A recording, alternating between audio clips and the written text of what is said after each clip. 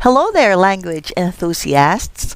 Welcome to another exciting lesson where you can live, love, laugh, and learn with me, Ma'am Lala.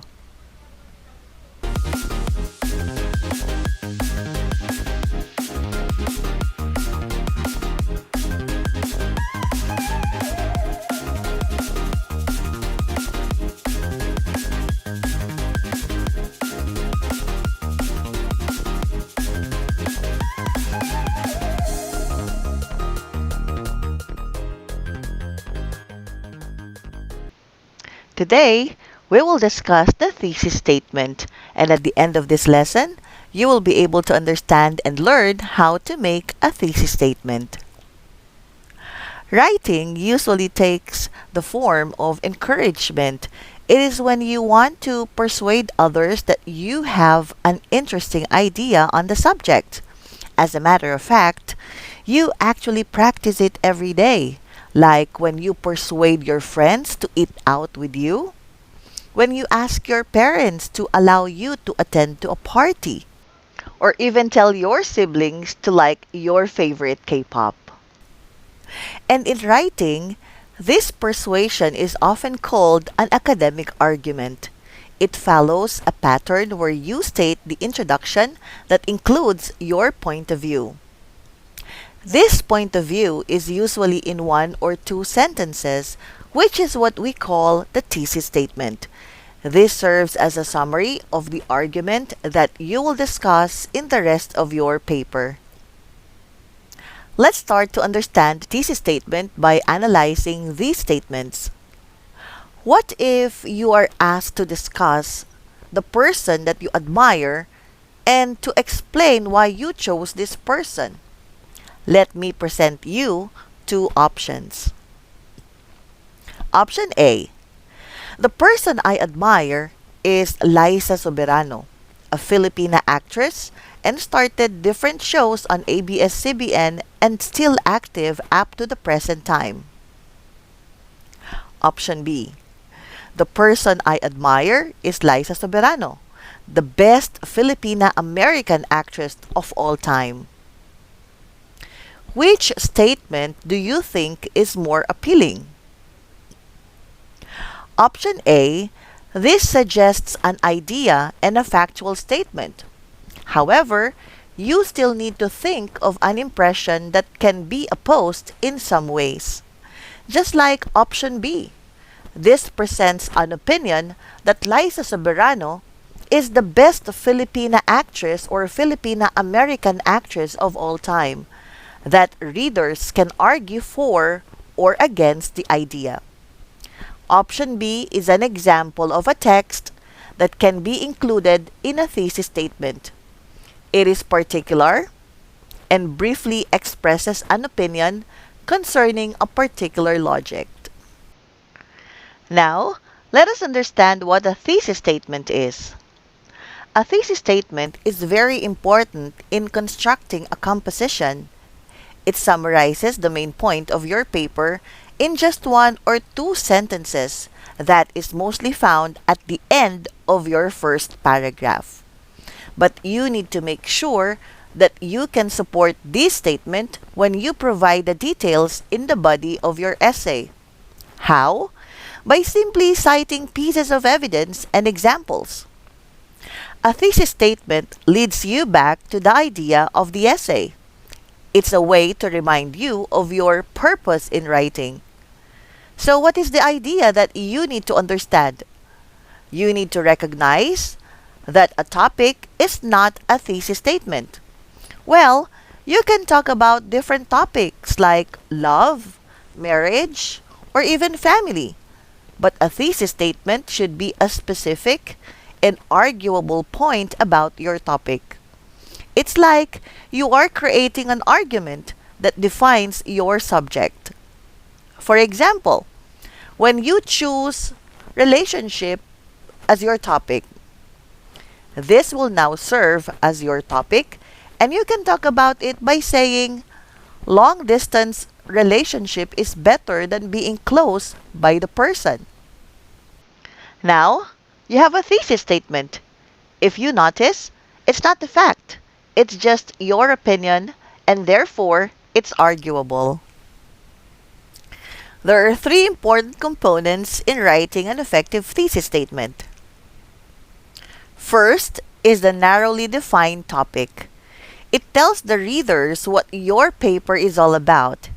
If this important guideline is ignored, you might end up with an idea that is too broad, which is not arguable.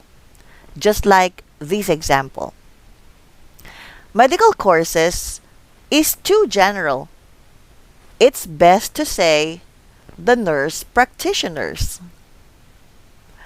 Next is the subtopic, which supports your topic.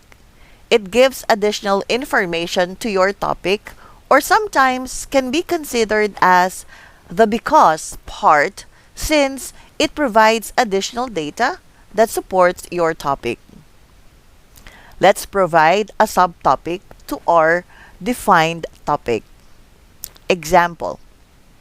When we say nurse practitioners work with physicians, it's too obvious, right? It is better to say nurse practitioners serve as the primary and specialty care providers that work with physicians. And finally, let's go with your claim, which must be arguable. This is also the controlling idea where you need to decide what you want your audience to know about your defined topic. If you say, it gets a good salary, maybe not convincing. But if you say, an in-demand and highest paid profession, now that is arguable. Let us now complete the idea of the topic, claim, and the subtopic to complete a thesis statement. Nurse practitioners serve as the primary and specialty care providers that work with physicians is an in-demand and highest paid profession. This is a good example of a thesis statement because you have the topic, the subtopic, and your claim, which is the central argument. Also, not to forget, the statement is short, right? Is it clear? To understand thesis statement more, let us answer and discuss some of the questions about it. Is the thesis statement same with your hook or opening paragraph? You must remember that they are different. The opening paragraph, or what you call the hook, is your topic sentence. It discusses your topic, while a thesis statement is part of your first paragraph, where it is located on the last sentence that provides your claim or point on the topic. Can a writer change his or her stand while writing? Yes, you can edit and change your claim. Let's say, at the beginning of your paragraph, your idea is to agree with a certain issue. But while writing, you realize that you disagree. Just go back to your thesis statement and edit. You can freely change your opinion during the writing process. Is the thesis statement important in writing? Definitely. A thesis statement is necessary since it will keep your paper organized and it gives direction to discuss the point of your ideas. It will help your readers understand what your paper is all about. Just remember these points. First, your thesis statement should state a point and must have a controlling idea or a claim. Remember, that claim must be arguable. Second, in writing, always think that people can disagree with your thesis statement. In fact, if they disagreed, it means that you developed an effective thesis statement. Remember, a thesis statement is arguable, right? Third, your thesis statement supports your conclusion in writing your end paragraph. You should not bring up new ideas. You just need to summarize your paper or restate the overall ideas of your paper. Now, I think you realize that writing a thesis statement isn't as difficult as you thought it would be, right? Well, if there's still some confusion left in your minds, feel free to watch this video again or send a message on the chat box. That would be all for today's lesson. Don't forget to subscribe and share this video. And of course, subscribe to DepEd TV's Facebook page and YouTube account.